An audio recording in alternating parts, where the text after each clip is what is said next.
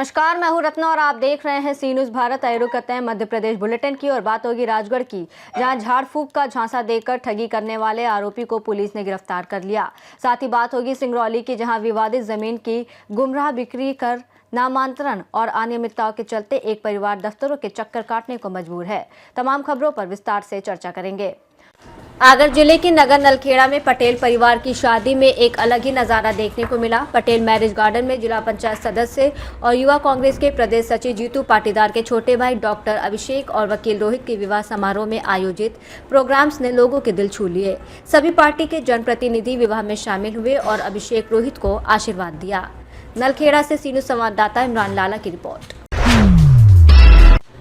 पचौर थाना पुलिस ने झाड़ फूंक का झांसा देकर 44 वर्षीय जितेंद्र सिलावट से 2,50,000 रुपए की ठगी करने वाले 42 वर्षीय आनंद बैरागी को इंदौर से गिरफ्तार किया है।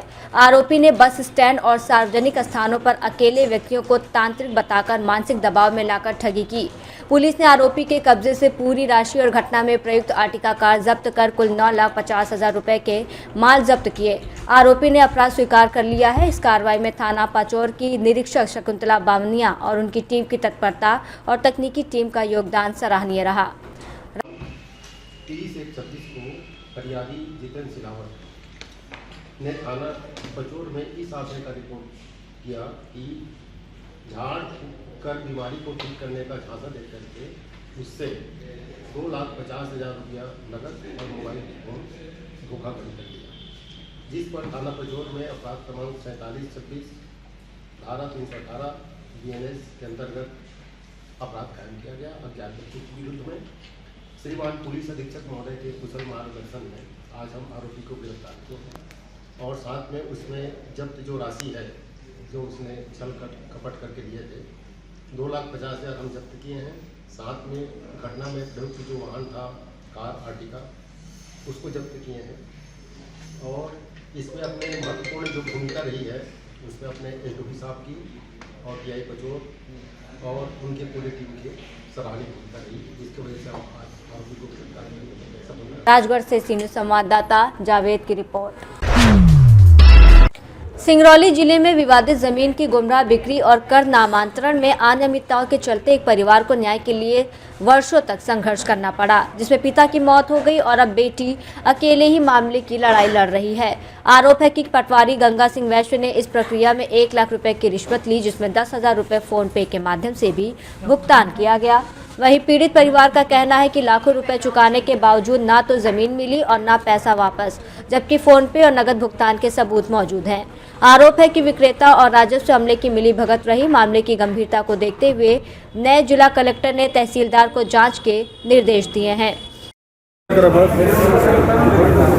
क्या नाम है? पूनम साकेत। अभी जिला कलेक्टर कार्यालय में क्या समस्या है? मेरा ये है कि हमने सिद्धि कला में ज़मीन रजिस्ट्री कराया था, सिद्धि कला की ज़मीन, उसका न्यायालय में प्रकरण चल रहा था 2019 से। फिर भी वो लोग ज़मीन बिना बताए रजिस्ट्री कराए उस ज़मीन का, उस ज़मीन का मान्यता जो है 2024 में शून्य हो गया। 2024 में हमको पता चला कि वो ज़मीन शून्य हो गई।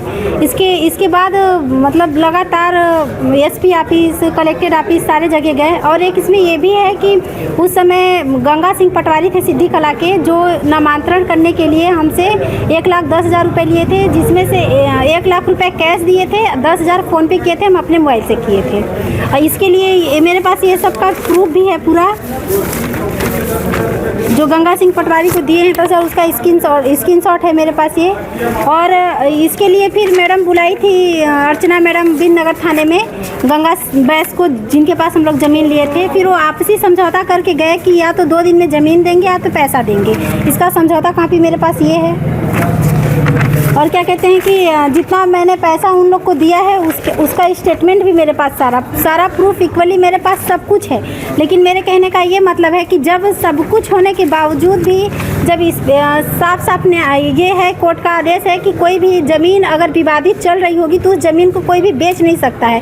उस ज़मीन को वो बेचे, झूठ बोले, गलती से दिए उस ज़मीन को क्या किए। जब इस पर साफ धोखाधड़ी का मामला बन रहा है तो कोई थाना, चौकी, कलेक्टर ऑफिस, SP ऑफिस कोई लोग उन लोग पे कार्रवाई कर नहीं रहे हैं। कोई भी उठाता है इस मुद्दा को फिर से दबा देती हैं मैडम लोग। हमारे कहने का ये मतलब है कि जब ऐसे ही जुर्म करते रहेंगे सब लोग तो सबको तो बढ़ावा ही ना मिलेगा। ऐसे में कितनी सारी ज़मीन है जो बिना बताए किसी को न्यायालय में चल रहा है, रजिस्ट्री करा के बेचे जा रहे हैं। किसी का 20 लाख 19 लाख रुपए फंसा होगा उस चीज़ में, तो किसी को कैसा लग रहा होगा। कहने का ये मतलब है कि हमको ये चाहिए कि जो हमसे गंगा सिंह जो लिए हैं पैसा, वो मेरा पैसा दिलवाया जाए, उन पे कार्रवाई हो। और इसके बाद जो गंगा बैस हैं जो ज़मीन बेचे हैं, वो धोखाधड़ी से मेरे पास ज़मीन बेचे हैं, मतलब पैसा ऐंठ लिए हैं, वो पैसा दिलवाया जाए या फिर उन पे FIR हो। लेकिन ये लोग कोई कर नहीं रहा है। कर क्यों नहीं रहा है इसका ये मतलब हमको समझ में नहीं आ रहा है। कर क्यों नहीं रहे हैं जबकि आवेदन दे रहे हैं? 2024 से दे रहे हैं आवेदन। अभी किसी प्रकार की सुनवाई नहीं हुई? किसी प्रकार की नहीं। पहले तो यहाँ दिए थे तो सर तहसीलदार को मार्क किए थे, लेकिन तहसीलदार मैम भी कुछ नहीं की उसमें। अभी तो मैम से पूछा भी गया तो बोल रही हैं कि उनको ये कर दिया गया है, क्या कहते हैं कि हटा दिया गया है। हाँ, हमको उससे क्या मतलब, उनको हटाया गया है नहीं हटाया गया। जब वो गलत किए हैं ना, पैसा वापस किए हैं ना, उन पे FIR हुआ कुछ न कहीं तो फिर से ज्वाइन ही कर लेंगे। वो फिर ऐसे ही करेंगे। जिसके खून में बसा है वो तो करेगा ही करेगा। और रही बात कि जो ज़मीन बेचे हैं वो लोग मतलब जो विवादित ज़मीन बेचे हैं, हमारे कहने का ये मतलब है कि जब विवादित ज़मीन बेचे तो उस पर FIR क्यों नहीं हो रहा है? कौन इन लोग को रोक रहा है? हर जगह थाने में भी जाएंगे, मैडम लोग उस मुद्दा को उठाएंगी फिर दबा देंगी।